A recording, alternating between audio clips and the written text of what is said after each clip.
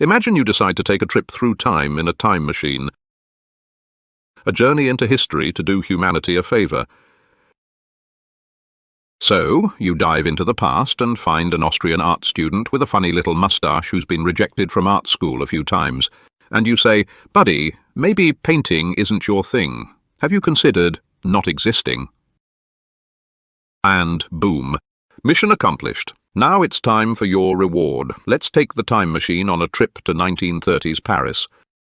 Cobblestone streets, smoky cafes, the sound of the accordion, and a mysterious lover who's either a poet, a spy, or both. But this isn't the romantic Paris. This is the literary dictatorship of Paris. The French have a special thing for revolutions. 1789, boom. Napoleon's nephew, boom again. 1934, they said, forget left and right, let's go full far right. The February 6th protests, they flipped the whole table and changed the game. The global economy back then? It was like every parent in the world said in unison, we're not buying you any more toys. And every country, like a moody teenager, sulked in its room for no reason. Slamming doors, blaming capitalism, blasting angry jazz. France screamed, "You don't understand me!" and lit its homework on fire in the middle of Place de la Concorde. But unlike most stories, the army didn't back off. It joined the rioters. France changed outfits once again. Monarchy, republic, empire, republic, empire, republic, and now? A shiny, brand new monarchy. Charles Maurras, more like a grumpy literature teacher than a fascist leader, became the leader of the nation. They pulled a king out of the Orléans family archives, Jean IV, an unknown monarch with a brand new crown. The new regime didn't waste any time. Uniforms got sharper, moustaches sleeker, speeches more echoey. They called it national renewal until you realized it meant book censorship, jazz bans, and turning priests into TV stars. Cafes got quieter, newspapers thinner, but the parades? A full week of military fashion. The world watched. Britain raised an eyebrow. Germany thought it was overly complicated. Italy said, "They're copying me." And the Soviet Union went, well, didn't see that coming. By 1936, Spain had plunged into civil war, and France jumped right in. Not with flowers, but with tanks, guns, prayers, and baguettes. Thanks to France, Franco won faster than anyone expected. Then France, Spain, and Italy said, why not make it official? And finally, the Triangle of Order alliance was born. By 1939, France had become a hulking armoured machine, and Maurras declared, we don't defend anymore, we inspire. King Jean IV. He mostly felt like that one awkward family guest no one knows what to do with. Then, in a legendary meeting, Mussolini, Maurras, and Franco formed a group, like a gang of teenage punks at school, rolling together, picking on the class nerds, just because they can. Spring 1940. The leaders of the alliance gathered around a table. Maurras said, let's hit an easy nearby country, Switzerland. At first everyone laughed. Then they said, yeah, why not? Operation Mountain Silence began. France attacked from the north, Italy from the south, and Spain sent a battalion that was mostly just looking for Wi-Fi. The goal was to show the alliance meant business, even if it was against cheese and watches. The mountain raiders took Switzerland in just 2 days and split the cheese among themselves. Next up, Belgium, land of chocolate and sheer convenience. France, Italy, and a roaming Wi-Fi battalion stormed in. France celebrated and promised its tipsy allies all the chocolate they could eat. Next came a bigger target, the Weimar Republic, a fragile republic still trying to pull itself together. France said, it's time to lock down the borders, and this time without the painter. Operation Iron Border began. Armies moved from west to east, careful not to mess Germany up too much. Europe flinched. Just a little. It honestly took 5 whole months for France, Italy, and that Wi-Fi wandering regime of Spain to get their act together.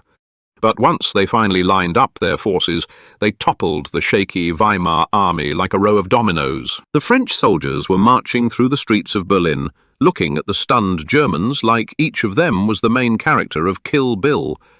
And they had just discovered the new movie was actually about them. Their faces practically had a glowing subtitle that said, Revenge, Sweet Revenge. Maurras declared, "The time has come for a grand union to reform Europe." And suddenly, posters of Joan of Arc were everywhere. Maurras had not-so-sweet dreams about Germany. He held an old grudge against Prussia and wanted to forcibly impose French language and culture on the Germans.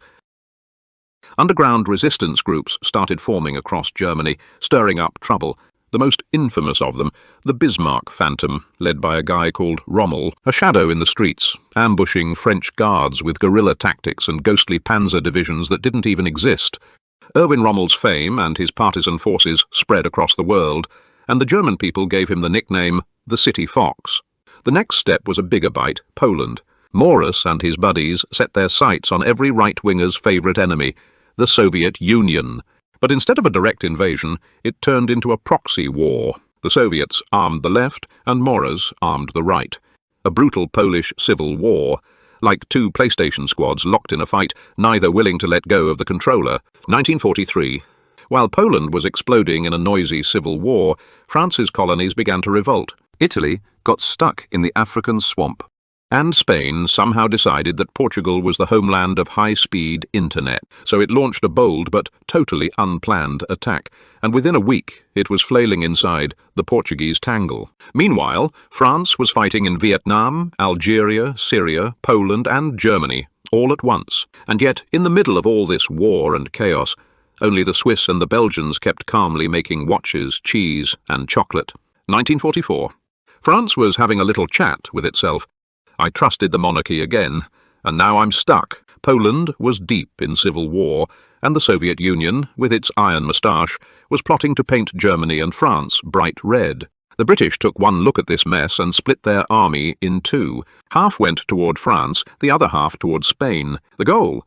Beat the Russians to Paris, because if the Reds got there first, Versailles wouldn't need to be painted red. Meanwhile, Maurras found himself like a tasty steak dropped in the middle of 5 revenge-hungry predators. The British, the Soviets, German partisans, Vietnamese rebels, and Middle Eastern resistance groups, and all of them arguing over who gets the first bite. The Brits hit some trouble at first, but after a massive aerial battle, they punched through. Their soldiers, driven by hope and dreams of tea with baguettes, pushed the path open to Paris. 1945. Spain not only failed to find high-speed internet in Portugal, it lost its own connection entirely, bankrupt and heartbroken. Italy? Seeing the mess France was in, it simply said, "I don't know you people, you're on your own." France? Instead of carrying on Joan of Arc's legacy, Maurras went chasing the ghost of King John the Landless. Its colonies fell one by one into the hands of the British and Americans. Oh, and let's not forget America. When it saw dinner was served, it said, "Hey guys, we're in this game too." British and American forces attacked from one side, the Soviets from the other. But inside France, the resistance still fought on. Until 1946, British troops smashed the doors of the Élysée Palace and, pointing their guns at a half-asleep Maurras, said, "Tell us where you hid the baguettes. We didn't march all this way just for the tea." And just like that, France fell to the British and Americans, while Germany and Poland were swallowed by the red communist tide. As for how this alternate Cold War would play out, that's not really our problem. Whether you erased the Austrian painter or not, we always have to say this: